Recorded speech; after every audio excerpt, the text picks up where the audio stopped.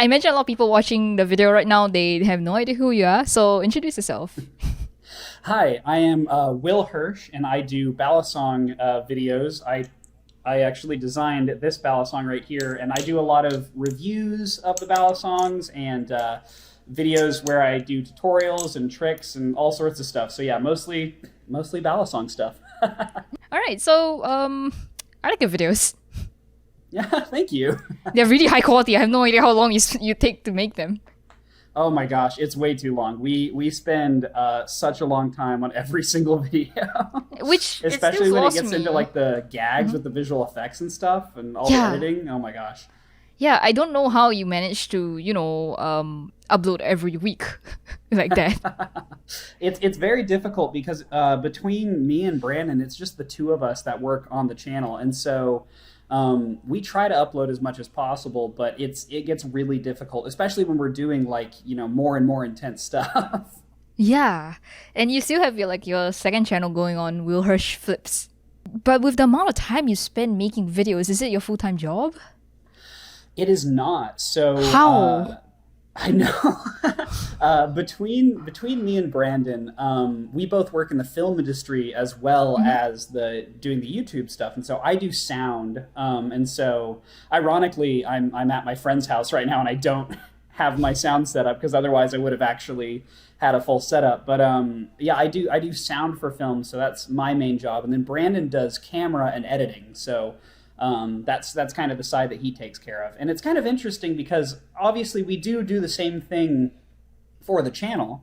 So like I set up the microphones and make sure that the sound for the video is good, and then Brandon does all the camera work. But at the same time, it's also kind of outside the realm of what we're doing in the film industry professionally, because like I'm acting and flipping for the videos and stuff like that, and like doing all the writing and I do all the editing as well, unless And the it's a Brandon planning. specific video. Yeah, and the planning too. There's a lot Oh of planning. man, So I have no yeah. idea how you can pull it off, considering that I do this full time already, and my videos look like they are still made in a shed.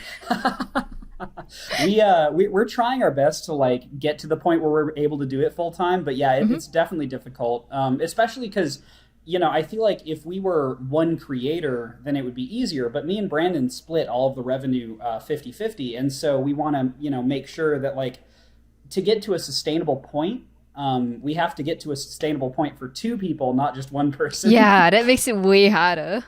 Yeah. And Yeah. all right, so I think we've gotten a bit off track. I think Yeah, sorry. no, it's not your fault. I just wanted to ask you a couple of things because I've been very curious myself. So Yeah. how long have you been flipping? I have been flipping. So it's kind of a two-tiered story. I got started flipping in maybe like 2012, when I watched the Meet the Spy video from Team Yeah, Fortress yes. 2, of course. And so I saw that, and that's what like got me interested in it. But then I actually really started taking it more seriously around 2014 to 2015. That's when I actually started putting in the work to like learn and do all of that. So I've been flipping seriously, I would say, since like 2014 to 2015. Wow, so it's been like 8 years, 8 to 10 years since you started Yes. flipping. That's It's very been quite a very while. long. That's amazing. Well, Thank you. I guess okay. I mean, I haven't written this anywhere, but like one thing I never understood is just because you've been flipping for so long, you've gone to the part of even further than what I consider advanced, which is the one thing that's I guess is quite new. I think the Yeah. parabolics. I still don't understand Oh, what they are. yes. Parabolics are so weird. So the name comes from what the handles are actually doing in the air. And so instead of like a standard aerial where you have it just flowing through the air normally, right? Which technically any projectile through the air follows what's known as a parabolic arc. So the arc of it going from like up to down, it'll always be a parabolic trajectory. But what's happening is that the handles are also moving in parabolic arcs next to one another. And so that's how you get this kind of weird, Man. thing out of it. If I don't mess it up. Let's see here. Yeah, and so what's happening is you're kind of kicking one handle in a certain direction, and it's flying around, and it is doing an arc around the other axis of the other handle. And so you get this really weird motion that ends up landing the knife in a completely opposite orientation than it But it started. looks And so it's amazing. just a really weird thing to do. Yeah, but like it's a great way to incorporate aerials that also switches the handles at the same time, so you can continue flowing Yes. better, I guess. Totally. My problem with parabolics is that they're a little bit hard to implement into a combo smoothly. So it's a little bit difficult to make it where it just kind of like you're flipping and then you do a parabolic and then you keep flipping, right? You kind of have to Pause? flip and then get into position, do the parabolic, catch it, and then keep going. But people that are like really, really good that have practiced a lot, there's a guy called Parabolic John on Instagram. They can do parabolics and then like just like keep going as though they never paused. It's Man, crazy. that's insane. Like even right now, when I do the scissor, I have to pause. I can't catch it mid-air and continue. Yeah. Yeah. I haven't been flipping for too long. And well, okay, we've definitely scared everyone with the parabolic talk. So for beginners at least, what do you think are like, let's say the 5 moves that you would immediately like tell people you should learn? That's a great question. I think the ones that I start out with when I'm like teaching somebody, especially if I have somebody who like knows nothing and they've just walked up to me and they want to learn. Some of the stuff that I would immediately start with is like, you know, the kind of simple moves that let you open and close the knife. So just, you know, getting that down and then doing the opening. Bro, that's interesting. Like I don't even teach them to open. Wait, let me get my Balisong. Yeah. That's like one of the first things I'll teach somebody really is just kind of getting this opening down. Really? Like the first thing I usually teach is the double rollout, which is I think is what you're doing, yes? Yeah. So the double rollout pretty much. Because I think that the double rollout is a really good way to understand the momentum of the knife on a basic level very quickly. And then from there, the next thing that I like to teach them actually is an aerial. I like to teach them just the basic aerial. That's insane.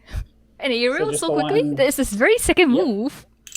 Well, so the thing is, weirdly enough, the basic aerial, I've found most people who are like really, really beginners actually can do it really quickly. So like just that, because all you're doing is you're doing the same thing as this. You know, you're just doing the normal opening, but you're you just threw it letting out. go of it. Yeah, exactly. I And see. so when I show people that, and then like just let it fall into your hand, and then they do. And it like works, they're like, oh my God. And so it blows their mind. Really? And that is a great way because it looks complicated, but it really isn't. And I think that's a great way to get started there. I should start recommending people that because usually I go double raw and the very next thing I teach them is the Y2K. Yeah, and I think the Y2K is a really cool move, but it requires you to have an understanding of like how the Balisong will roll around your thumb. And what I find people doing all the time is they just throw it, you know, and so it'll like go flying. I noticed they move their wrist way too much. Yeah, totally. That's another thing. Me and Brandon have this thing that we like to call beginner's elbow, which is when you're flipping and you're a beginner, a lot of times your elbow will be moving a lot more than it needs I still do to. that. Yeah. And so when you get like more practice, you'll notice my elbow stays almost perfectly still while that's the the rest one of my thing. hand kind of does most Stay of the motion. still. I see. Like, man, that's the one thing I'm really envious and I've been trying to practice. Like, keep your elbows still. Because not like... You see a lot of people, they flip for Instagram, TikTok and all that. And like, they don't need to move their camera that much because their hands are still. But then because like my hands are going everywhere, it's harder to keep things in frame. It's so hard to keep it in frame when you don't have that. And so for me, for practicing that, I would say the next trick that you should learn would be fanning. Just because fanning, I think, is a basic skill that's really nice, and it kind of teaches you more about like how the Balisong feels in the hand when it goes around, you know? And then from there, once you have fanning down, you can do stuff like a little fan close like that, right? Which looks really cool. I don't know how to do that. I can't do that. Yeah, but all you're doing is you're doing the fan, and then you're letting it sit down like this. So you're letting the handle go loose, and then you just snap it closed. Wait. And so it's kind of a combination between a fan, and so let it go handle down, and then snap it closed. Yep, and then you just do it really quick. and it looks awesome. I need it to feels find amazing to close it that way. I need to find the right time to stop because Yes. I let it roll a little longer. It's about timing, and I actually don't know. I think I let it rotate around 2 times, so 1, 2, and then I stop it. But it is about finding that timing. But once you do, it's relatively easy to get. And so, but getting fans means that you can do stuff like that, or you can do interesting moves where you're kind of like adding the fan in and doing all sorts of fun stuff, which leads to some interesting results, I would say. I see. And then I would probably get into the Y2K. Because I think the Zen rollover, Y2K stuff is great. Something that I taught in my, I think, intro to Balisong video is the index rollover to around the thumb rollover. And so it's like a double rollover thing, and it's an infinite combo where you can go around your thumb, around your first finger, around your thumb, around your first finger. And you can just do that indefinitely. And what's cool about that is it helps teach the person very, very quickly how the momentum of the knife works and how to change the momentum. Because, oh man, I wish you were making videos back then when I started. That's great. Dude, same. But yeah, changing that momentum is really, really interesting. And then finally, and this is where I actually get into odds with Brandon, because he was wondering, he was like, why did you say that this is a beginner move? And the answer is, it's not, but you should try learning it anyways. And the move is the behind the 8 ball. Hey, wait!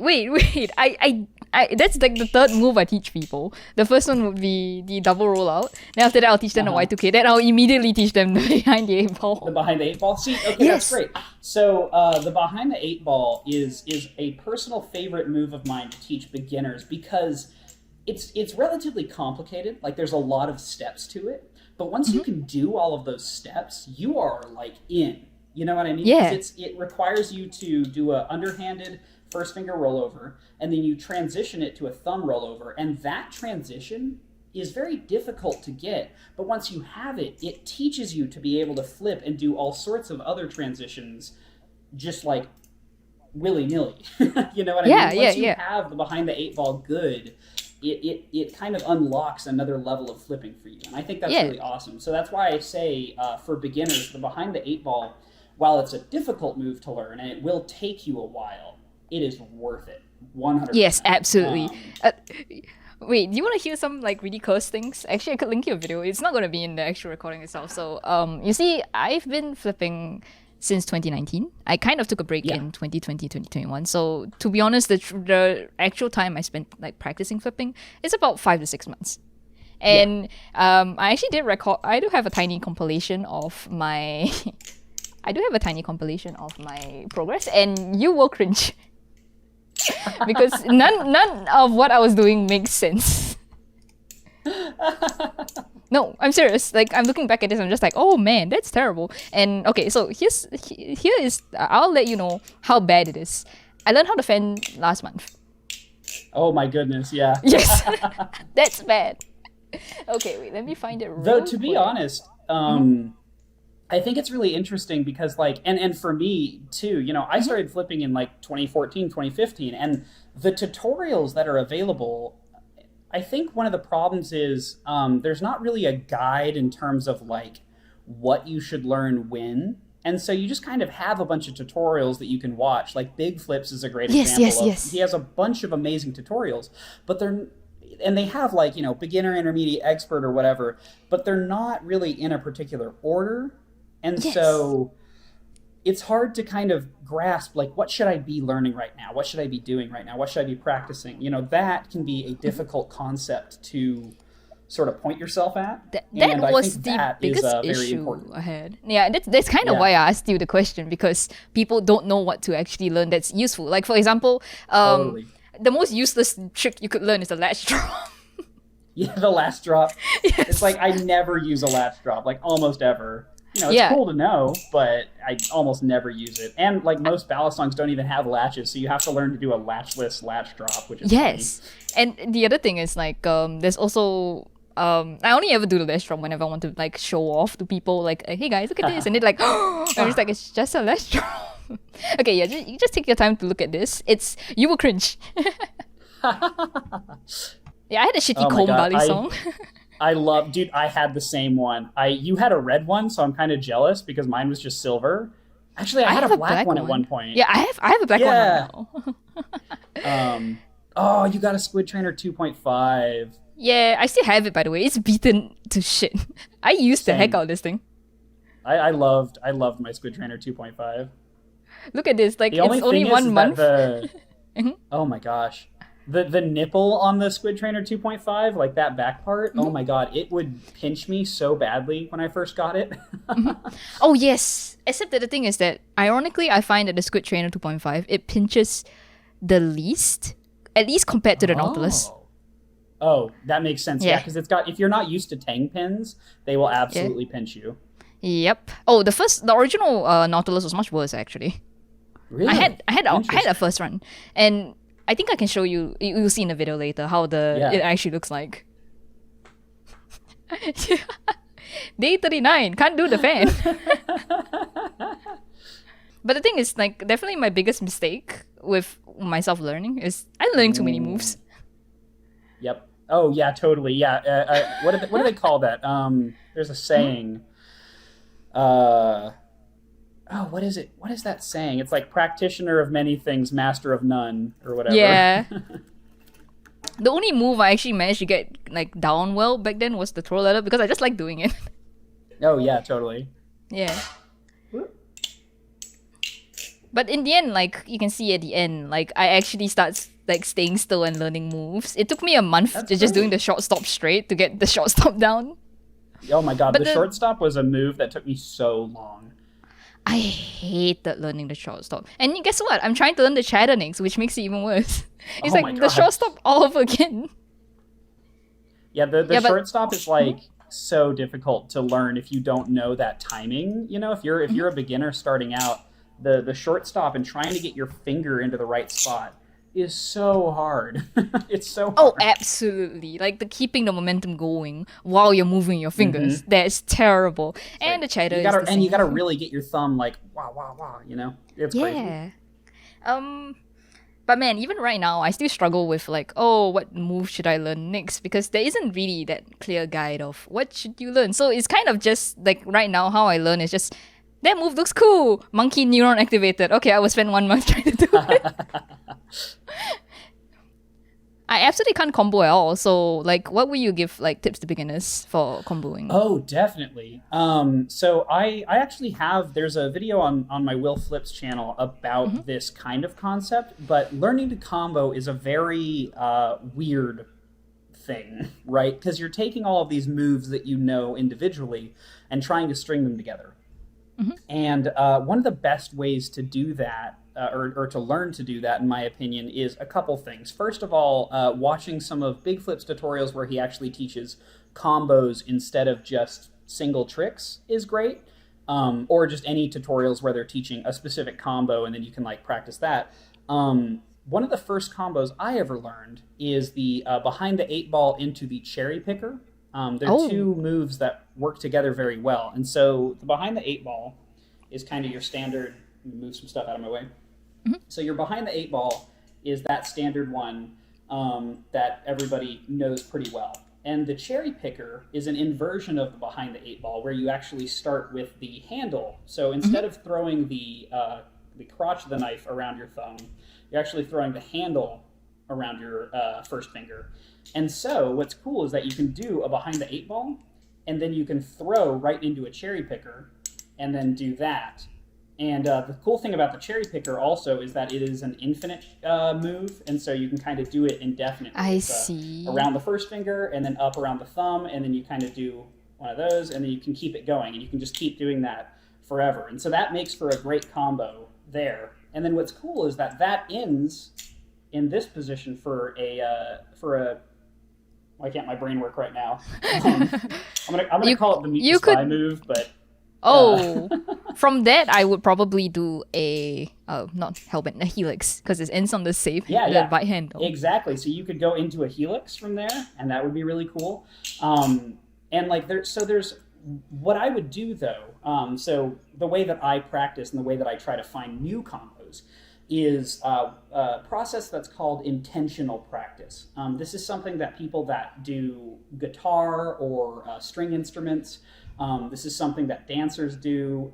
Essentially, what you're doing is you want to go really slow. So what I'll do is I'll take it one move at a time. So throw it around my thumb, and then I catch it here, and I say, okay, where could I go from here? Well, I could roll it down, and then maybe I knock it back, and then do it behind the 8-ball.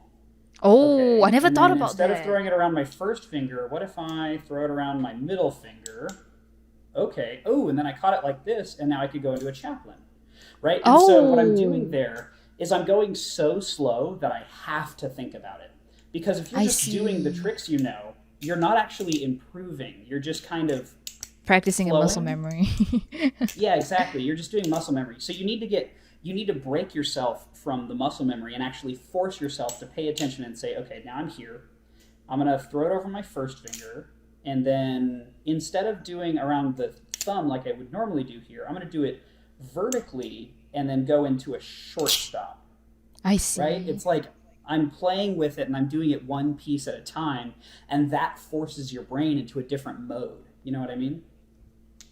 That's how freestyling works. Yes. Except way faster. Except way faster. And so if you practice that way though for quite a bit, you'll start to notice patterns. So you'll start to get into a position and be like, well, now I know where I can go from here. And then you can get faster so like when you land in this position, well, I could throw it around my thumb, or I could throw it under my thumb, or I could throw it around my thumb vertically, right? And there's like a number of ways that you can go from this one position that lead to different outcomes. And so once you've labbed and gotten to that point enough, you can start to build yourself into actually freestyling in interesting ways. When I do competition videos, so I've actually participated in a few different flipping competitions and online ones as well, and I could send you links to those. Where in my actual videos, I don't actually flip as well as I can. I mean, for the videos, what I need to do is I need to flip very consistently. And so what I have to do is I'll be sitting there and Brandon will be recording me with the camera, and I'll have to flip for upwards of 2 to 3 minutes at a time. And so if I'm dropping the whole time, that's not good for the video. I can't, we're not getting the footage we need. So I have to do tricks that I'm very comfortable with that I know I won't drop. And so I end up doing relatively repetitive combos because I'm doing stuff that I know very much how to do.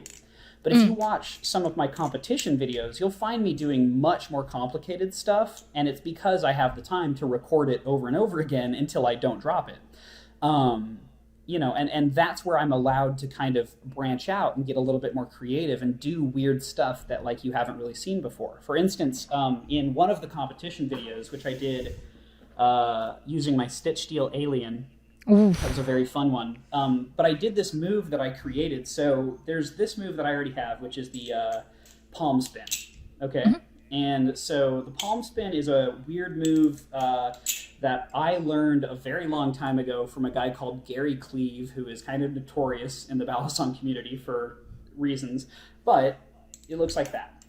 What I did is I was like, well, if I do this and then I land it at the right time, I could go into a fire starter, which is a sideways fan between your two hands. And so what I did is it took a million takes to get it right, but I did that into a fire starter. Oh, that's so cool. And that was how I started the combo. And so it's like little things like that where I'm like playing with it. I'm like, what could I do? And I realize, the knife is falling like this into my hand. Well, I could do that and turn it into a fire starter. And then I had to just practice that until I could actually get it. Because if you get it wrong, you land with both the handles and it doesn't really work out. And so you have to get the timing exactly right to be able to make this weird trick work. And so there's a reason that I don't do that in the videos, but when I'm really playing with it and I'm really enjoying myself, if I'm alone at home, oftentimes I'll put on music and kind of flip to that because that also makes me get a little bit more inspired. I'm trying to do weird moves to the music and maybe that'll make me do something that I wouldn't normally do.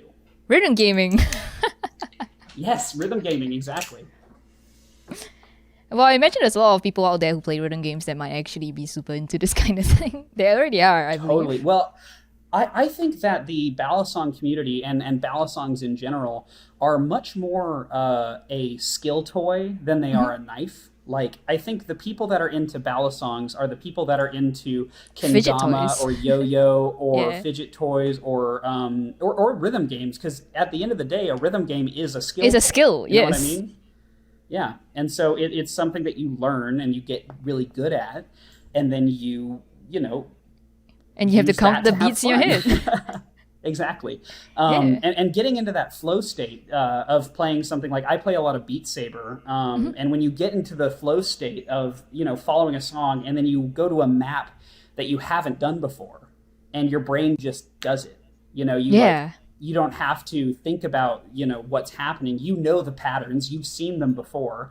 And even when the mapper throws a new pattern at you, your brain is ready to To adjust adapt. to that, Yeah. and it just kind of works. And that's how it feels when you actually get like full speed into a flipping combo where you don't know where you're Man. going, but you know all of the pieces and you're just putting them together.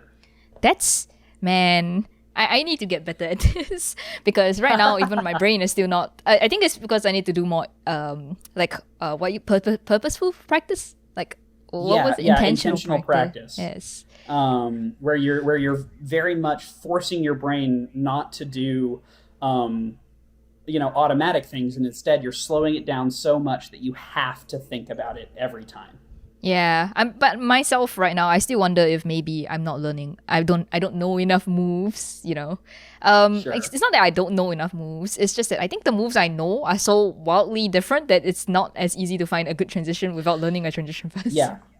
Yeah. It's hard to put them together. I think it's also interesting because like the more you learn and the more you practice, I think the more you'll find yourself landing into a specific style. Like for me, most of my style is defined by rollovers. So I do a lot of flowy rollovers where I'm rolling from hand to hand.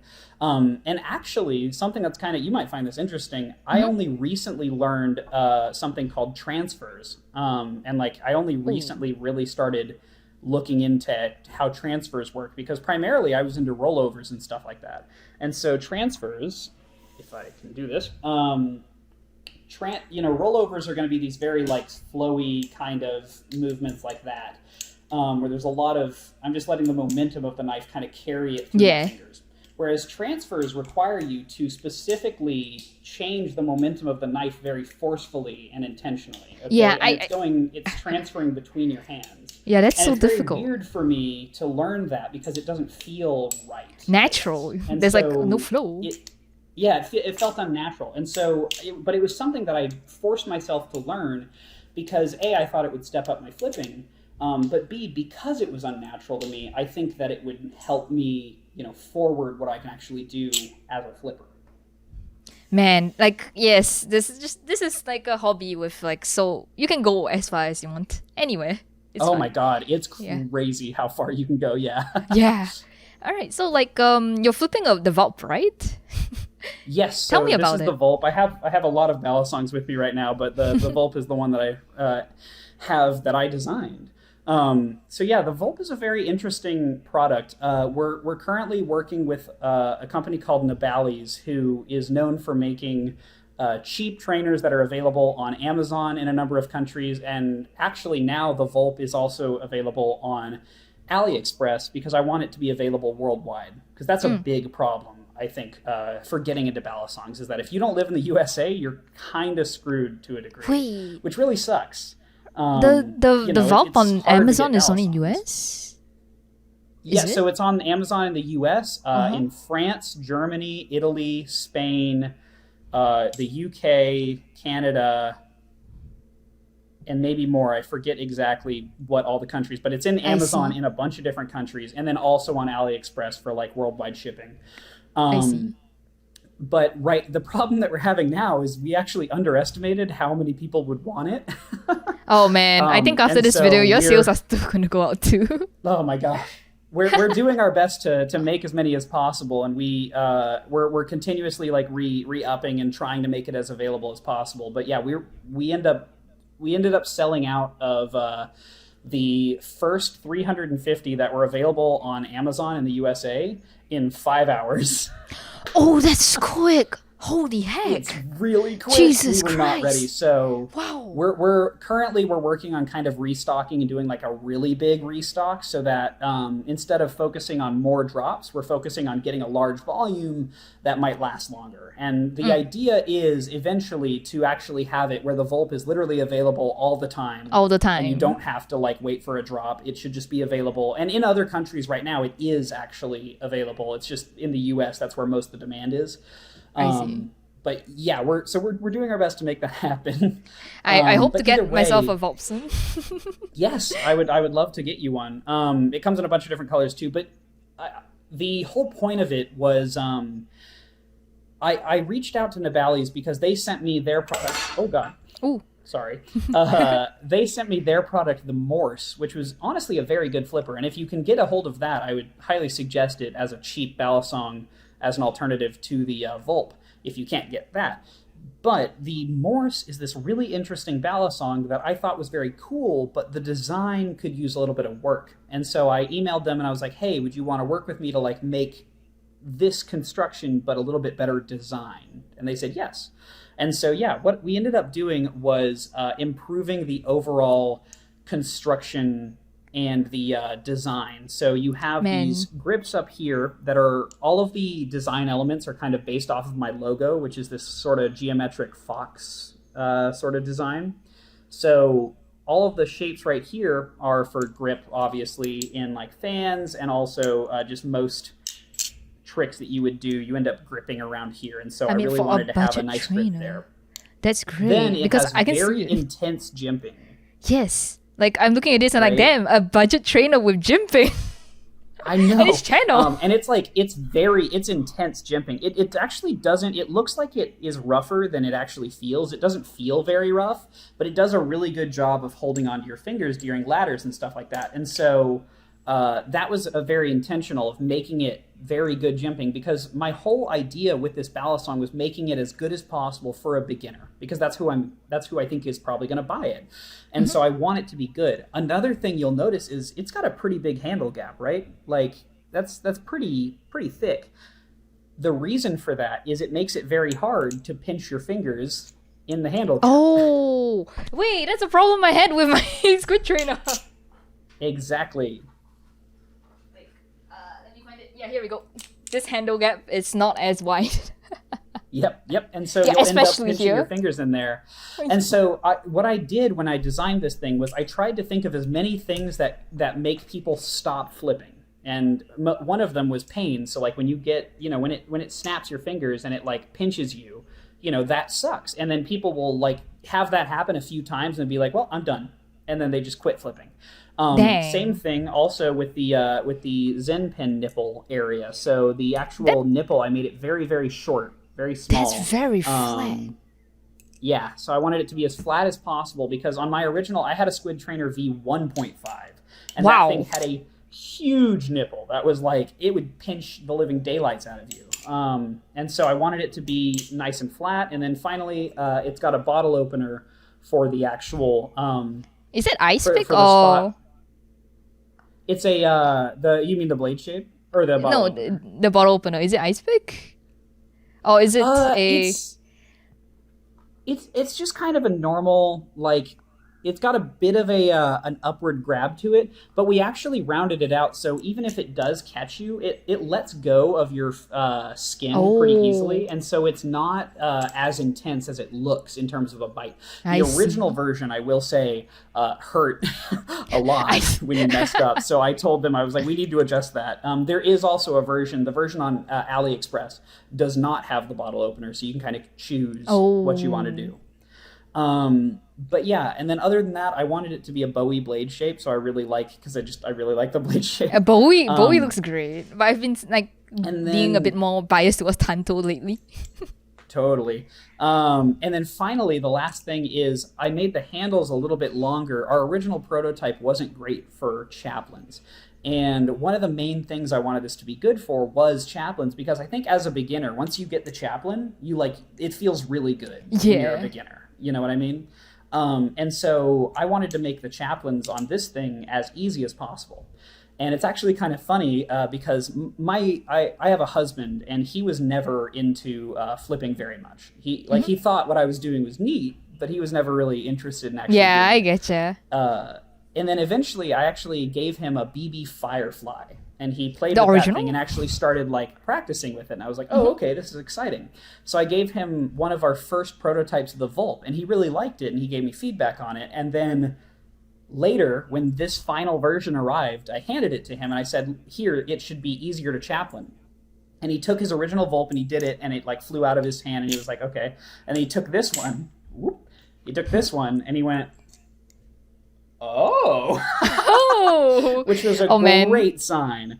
So yeah, when he did it, and he was like, oh, this is like legit easier to chaplain, I was like, perfect, because I think that is a really, really good beginner move that anybody, once you get a chaplain, you just feel really accomplished, and it looks cool. And it looks cool. All right. So okay, so I think this is a bit long, and to be honest, I'm aiming for the video to be like 13 minutes. I'm not sure whether we can fit everything, but I'm definitely going to be uploading this on my second channel. I totally expect you to kind of edit this down a bunch. Yeah, so like the last two things I wanted to ask you. Okay, so the first one would be, okay, so everyone, you should watch Will Hirsch if you're interested in Balisong flipping. They have good camera work. Their stuff is solid. They always review stuff, and I'm pretty sure they're actually a better quality channel than mine. And also, he's definitely a better flipper. Wait, there's one more thing I wanted to say, but I forgot. It was, what was it? Yes, the gay. If you like gay, that's Will Hirsch. All right, so continuing from that vein, I wanted to ask, like, okay, so what, like, maybe 1-2 videos you would recommend like anyone to watch off your channel first? Oh, off our channel first? Yes. That is such a good question. Oh my gosh.